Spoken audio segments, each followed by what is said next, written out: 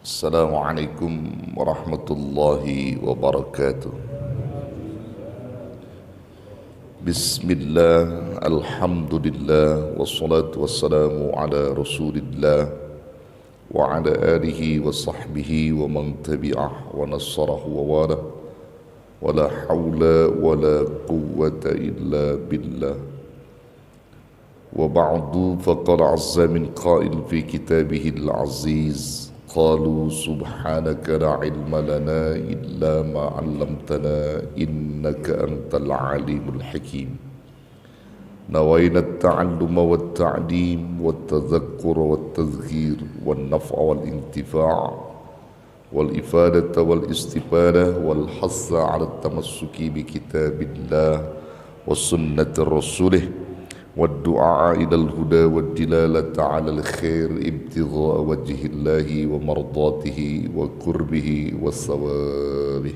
Saudara-saudara jemaah Majlis Dzikir wa Ta'lim Masjid Jami Nurul Huda yang saya hormati dan muliakan, segenap jajaran pengurus Masjid Jami Nurul Huda yang saya muliakan, dan semua para pencinta ilmu yang hadir di pagi ini, yang insya Allah semuanya selalu dirahmati, dimuliakan dan dicintai Allah Jalla Jalaluh. Alhamdulillah wa syukru ala ni'amillah.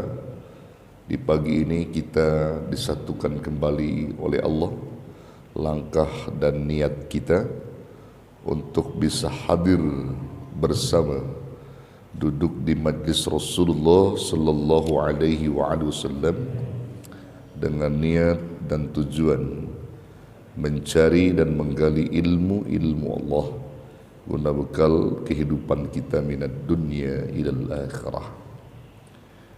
Duduk di majlis ilmu, mendengarkan nasihat dan ilmu Allah adalah bagian daripada akhlakul karimah, untuk menundukkan hati, melapangkan jiwa, agar kita sebagai hamba mengenal lebih jauh tentang siapa yang mencipta kita dan untuk apa kita dicipta dan kemana kita akan diarahkan serta dikembalikan Allah. Maka ketika kita sering hadir di majlis ilmu, hadir di majlis-majlis Rasul, maka semakin lunak hati kita, semakin membuka telinga kita untuk bisa mendengar arahan-arahan Allah melalui lisannya para ulama, arahan Nabi sallallahu alaihi wasallam melalui lisannya para ulama. Karena pada dasarnya para ulama mengajarkan ilmu, menebarkan ilmu, tujuannya tidak lain agar ilmu Allah ini dikenal dan dipahami oleh hamba-hambanya, agar hamba itu dekat dengan Allah. Hamba itu selalu berdoa, memohon kepadanya, namun tidak mengerti apa yang diinginkan, apa yang diminta, dan siapa yang diminta, kepada siapa ia meminta. Dengan ilmu itulah mereka diarahkan agar hamba itu paham siapa Tuhannya, yaitu Allah Rabbul Jalil, yang memberikan segala apa yang kita minta dan yang kita inginkan. Maka inti poin dari semua itu adalah agar manusia bisa menjalani hidup sesuai dengan apa yang disyariahkan oleh Allah. Jalannya tepat sebagai manusia yang beragama, yaitu Islam. Islam sebagai jalan agama yang ditempuh oleh hamba agar bisa sampai apa yang diinginkan mereka. Lalu iman merupakan keyakinan atau akidah yang terpatri dalam jiwa setiap hamba, yang dinyatakan melalui lisan, hati, dan perbuatan.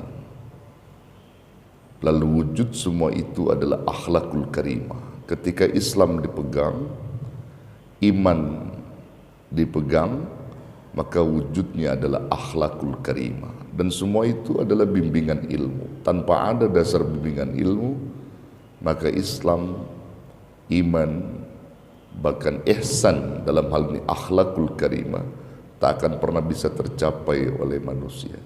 Beruntunglah dikala kita mampu menjalankan satu bentuk keinginan-keinginan yang sesuai dengan 3 komponen itu: Islam, akidah, dan akhlak. Islam, iman, ihsan, bila bergabung menjadi satu, ini menjadi keuntungan kita sebagai hamba. Jangan pilih salah satunya, harus 3-tiganya. Ini penyempurna semua itu. Saudaraku, pagi ini saya ingin hantarkan satu kisah di mana seorang ulama yang bernama Ibrahim bin Adham, yang tergolong sebagai kibar tabi'in, ulama yang ditokohkan, tabi'in yang ditokohkan pada masanya. Beliau seorang ulama tasawuf, seorang ulama ma'rifat. Ketika beliau memahami tentang ilmu-ilmu Allah, beliau memahami tentang apa sesungguhnya Allah menciptakannya, maka ketika mereka paham itu semua dari ilmu yang digapainya, yang dicarinya, maka seluruh atribut keduniaan ditanggalkan oleh beliau. Seluruh hal-hal yang dapat menghilangkan kedekatannya kepada Allah itu mereka lepas.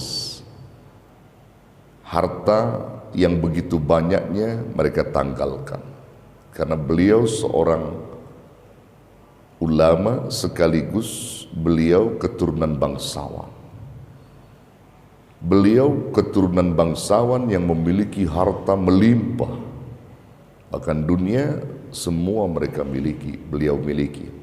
Tapi itu tidak menjadi kebanggaan beliau, tidak menjadi kepuasan beliau ketika beliau belum menemukan siapa Tuhannya, ketika beliau belum menemukan apa jalan yang harus ditempuh untuk berjumpa dengan Tuhannya. Maka atribut keduniaan itu yang menjadi penghalang dia, penghalang beliau, maka beliau tinggalkan sejauh-jauhnya. Bahkan beliau memilih dalam kemiskinan untuk meminta kepada Allah agar dari kemiskinan yang diinginkannya itu, agar mereka dekat dengan Allah Subhanahu wa ta'ala. Namun bukan berarti kalau kita berada dalam kekayaan itu tidak dekat, bukan. Tapi ini satu konsep hidup seorang Ibrahim bin Adham. Dengan kemiskinan ini mereka hilangkan seluruh kekayaan yang dimilikinya, membuang sifat keangkuhan dan kesombongan, yang ada sifat ketawaduan. Dan sifat ketawaduan inilah yang menghantarkan diri Ibrahim bin Adham mengenal siapa Tuhannya, sehingga beliau selalu banyak mengingat tentang Allah, untuk apa ia hidup dan kemana setelah hidup ini ia diarahkan. Dia pahami itu. Saudaraku, intinya Ibrahim bin Adham itu banyak mengingat tentang kematian dan kehidupan setelah mati yang dipikirkan oleh beliau.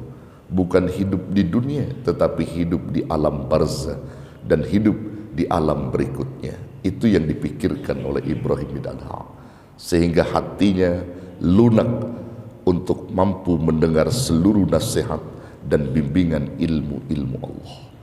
Saudaraku yang dirahmati Allah, teman sejawat Ibrahim bin Adham adalah Sufyan As-Tsuri, Sufyan As-Tsuri adalah tokoh ulama di kalangan tabi'in yang dikenal sebagai ulama ahli hadis yang sangat menguasai hadis-hadis Rasul.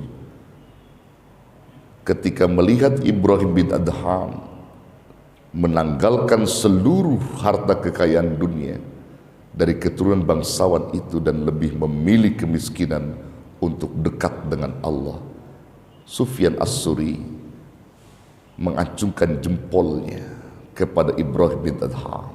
Karena itu jalur hidup yang dipilihnya, ia semakin dekat dengan Allah Subhanahu wa taala. Bahkan satu ketika yang membuat Ibrahim Sufyan As-Tsuri rahimahullahu taala merasa heran dan heran. Bahkan seorang raja yang saat itu di kota suci Mekah Al-Mukarramah di tahun 611 Hijriah yang dikuasai oleh Asy-Syaikh Ali Abdul Aziz bin Rawat. Saat berkunjung Ibrahim bin Adham ke kediamannya untuk melaksanakan haji, saat itu Asy-Syaikh Ali Abdul Aziz bin Rawat heran dengan Ibrahim bin Adham dengan berpakaian yang serba lusuh, bahkan berpakaian yang tidak sepertinya Ibrahim bin Adham itu seorang bangsawan. Dan ia datang untuk menunaikan ibadah haji bersilaturahim kepada Syekh Ali Abdul Aziz bin Rawat tadi. Ia menetap di situ sementara. Yang tidak pernah ia tinggalkan di badannya Ibrahim bin Adham adalah tas kulit yang terus menempel di badannya. Mau tidur di bawah, mau makan di bawah, kemana saja di bawah, kecuali tawaf. Saat tawaf, atribut keduniaan semua ditinggal. Tas kulit itu ditinggal, dia hendak melaksanakan tawaf. Berbarengan itu, Sufyan As-Tsuri, seorang teman dekatnya pun sama, berkunjung ke rumah Syekh Ali Abdul Aziz bin Rawat untuk menunaikan haji. Lalu Syekh Abdul Aziz ini bertanya kepada Sufyan As-Tsuri, "Wahai Syekh, tahukah kamu tas yang selalu dipegangnya oleh Ibrahim bin Adham itu, apa isinya?" Kata Sufyan As-Tsuri, "Mungkin saja buah-buahan, mungkin saja sebagai pembekalan beliau." "Rasa-rasanya tidak mungkin, aku penasaran," kata Syekh Ali Abdul Aziz. "Kalau engkau mau atau sudi membukanya, aku mohon kepada engkau sebagai teman sejawatnya untuk membuka tas itu. Aku tak kuasa untuk membuka. Aku ingin sekali melihat apa isinya, karena itu seolah-olah harta yang sangat berharga. Saat ini beliau sedang tawaf." Lalu Sufyan As-Tsuri karena diminta oleh sang raja, ini adalah teman sejawatnya, teman dekatnya, maka biiznillah, dengan izin Allah, yang kelak ia akan minta maaf kepada Sufyan kalau seandainya tasnya telah dibukanya karena permintaan sang raja seperti itu. "Baiklah," kata Sufyan As-Tsuri, "aku akan coba membukanya. Apa sebenarnya isi tas daripada Ibrahim bin Adham itu?" Saudara-saudara, sebelum saya jawab isi tas Ibrahim bin Adham, maka adakah saudara yang tahu apa isi tas itu kira-kira? Beliau seorang keturunan bangsawan yang banyak harta dunianya, lalu memilih kemiskinan dan tas itu tak pernah ia tinggal. Lalu apa isi tas itu? Menurut saudara apa? Duit. Apa lagi? Ada lagi? Emas. Ada lagi? Kitab. Ada lagi? Oke. Duit, emas, kitab. Coba kita temukan dan kita buka apa itu. Kalau seandainya 3 jawaban tadi dari jamaah itu salah satunya betul, Insya Allah pagi ini juga saya ajak ke dealer, saudara. Ya, ya artinya ajak aja ke dealer gitu. Ya, Allah. Sufyan As-Suri dengan mengucap Bismillahirrahmanirrahim memohon maaf kepada Ibrahim bin Adham. Tanpa Ibrahim Adham ada di situ, dia mohon kepada Allah agar diizinkan untuk membukanya. Dibukalah itu, disaksikan oleh Syekh Ali Abdul Aziz bin Rawat. Ketika dibuka, saudara, alangkah terkejut dan heran Raja Syekh Ali Abdul Aziz bin Rawat dan juga Sufyan As-Suri. Dalamnya apa? Ternyata dalamnya tanah. Tanah. Tadi jawaban yang duit, emas, kitab ada nggak di situ? Nggak ada. Dalamnya tanah, saudara. Isi tas kulit itu tanah. Berpikir Sufyan As-Suri, subhanallah, apa sesungguhnya ini yang dia maksud? Seolah ini harta yang berharga yang tidak pernah ditinggal oleh beliau. Selesai tawaf, kembali ia ke rumah Syekh Abdul Aziz, lalu ditanya oleh Sufyan As-Suri, dan dengan mohon maaf Sufyan As-Suri kepada Ibrahim bin Adham, wahai Syekh, sahabatku, aku mohon maaf karena permintaan sang raja, tas yang kau sayangi itu aku telah membukanya, mohon dimaafkan. Namun kami berdua kaget, ternyata tas kesayanganmu itu yang tidak pernah kau lepas pada saat itu, kecuali kau tawaf, kau sholat, kau lepas. Aku buka, isinya tanah. Apa maksudnya, Syekh? Tersenyum Syekh Ibrahim bin Adham itu. Aku maafkan apa yang kau lakukan itu, membuka tasku. Lalu isi tasku itu adalah tanah. Itu adalah makananku dan sebagai ingatanku setiap saat. Mengapa? Berdasarkan ayat Allah, minha khalaqnakum wa minha nukhrijukum wa minha nu'idukum taratan ukhra. Dari tanah aku diciptakan, dari tanah aku dikeluarkan, dari tanah pula aku akan dikembalikan suatu waktu. Di saat aku buka tasku, ini adalah bahan dasarku diciptakan Allah, dan aku akan kembali kepada Allah. Saat ini aku berada di atas tanah, yang satu saat aku akan ada di perut tanah. Subhanallah. Itu yang membuat mereka tunduk patuh kepada Allah, selalu ingat Allah, kesehariannya membawa-bawa tanah. Jadi saya kira saudara pagi ini nanti selesai ngaji silakanlah ambil tanah, jadi bawa kemana-mana gitu supaya ingat terus sama Allah. Sombong dilupakan, angkuh dilupakan, ditinggalkan semua kalau orang sudah melihat tanah bahwa dia tercipta dari unsur tanah dan akan kembali ke tanah. Subhanallah. Ini satu pembelajaran saudara buat kita. Seorang bangsawan menanggalkan seluruh harta kekayaan dunia demi untuk dekat dengan Allah Subhanahu wa taala, dan selalu ia ingat akan kematian dia. Perihal kehidupan setelah kematian yang beliau pikirkan itu, saudara. Beliau tidak silau dengan dunia, tapi beliau meraih bagaimana kehidupan akhirat kelak yang digapainya dengan perbuatan-perbuatan kesalehan yang diperintah Allah Subhanahu wa taala. Bahkan saudara, dalam catatan riwayat, Ibrahim bin Adham itu setiap pagi setan-setan laknatullah selalu hadir ke rumahnya. Tujuan setan itu untuk menghalau dan menghancurkan kedekatan Ibrahim bin Adham kepada Tuhannya. Setan itu ingin mengelabui Ibrahim bin Adham agar bisa mengembalikan mereka hubbud dunya, selalu cinta kepada dunia, dan dikembalikan kepada kebangsawanannya, agar mereka bisa silau kepada dunia. Setan setiap hari, bahkan setiap pagi hadir kepada Ibrahim bin Adham untuk menghancurkan kedekatan Ibrahim bin Adham kepada Allah.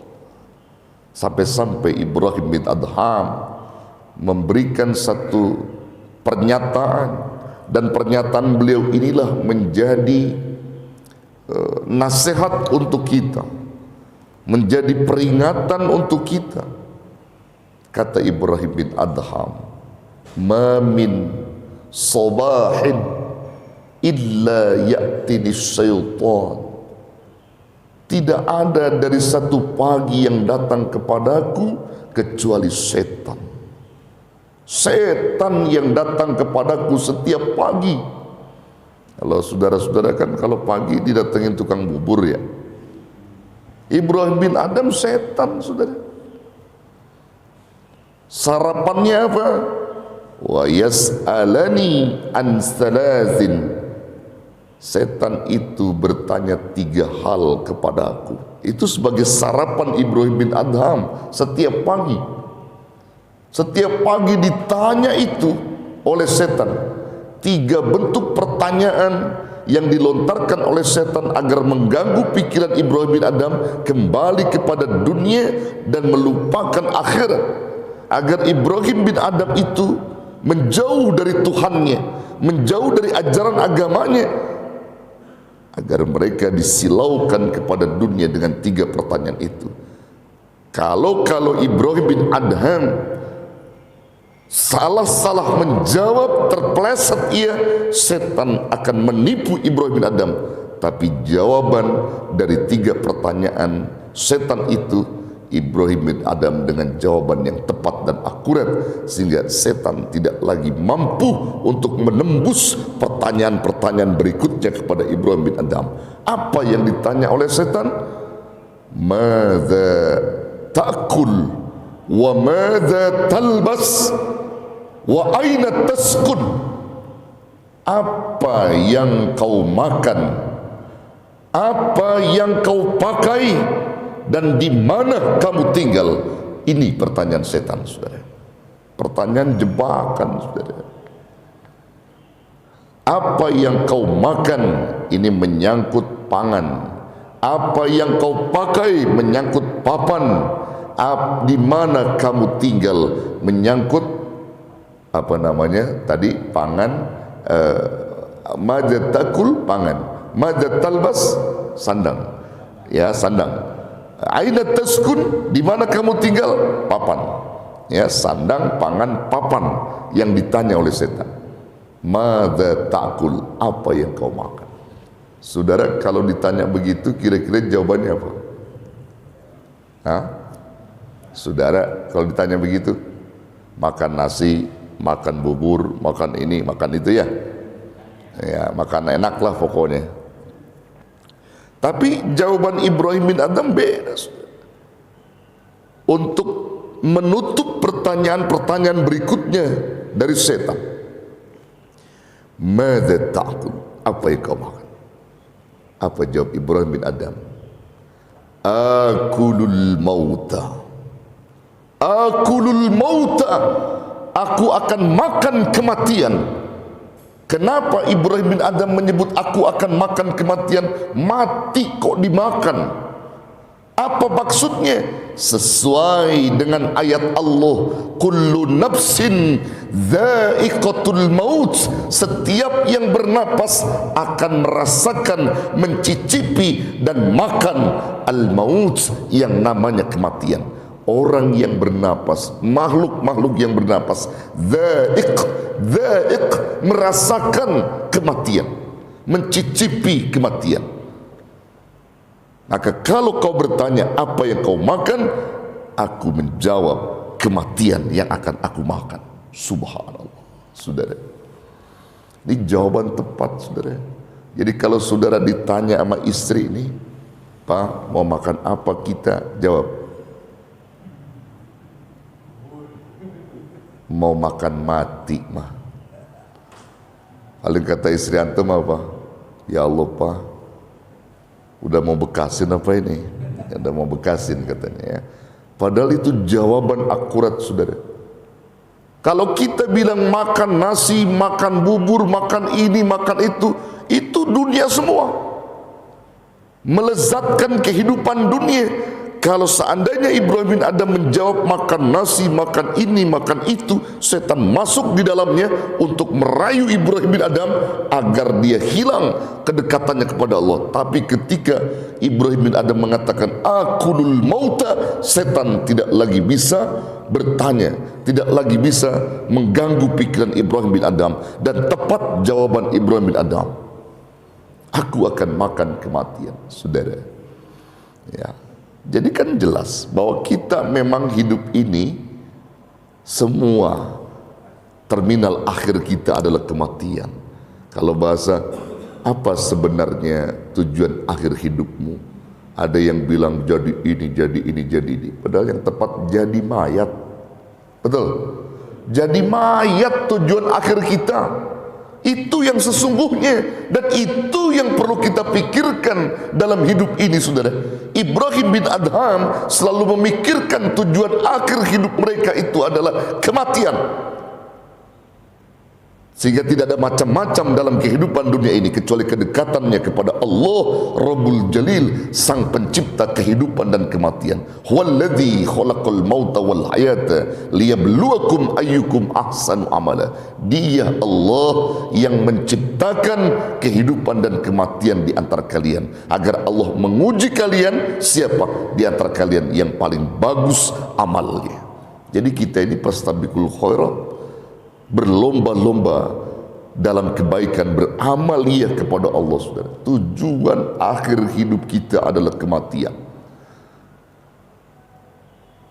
Ya, tujuan akhir kita kematian. Gak ada lain yang kita tempuh itu, saudara yang dirahmati Allah.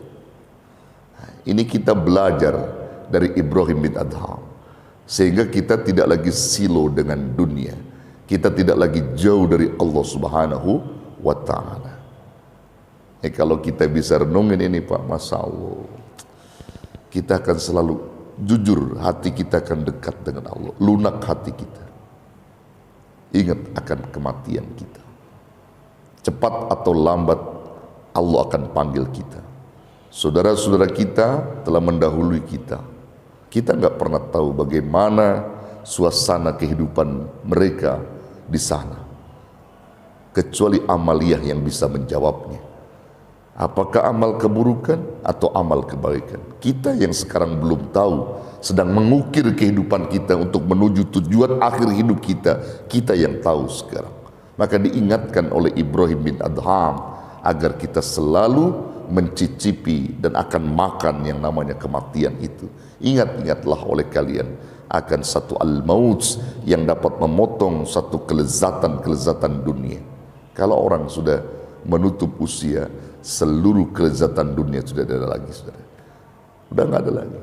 Jadi Ibrahim bin Adham itu belajar untuk menutup kelezatan dunia, saudara.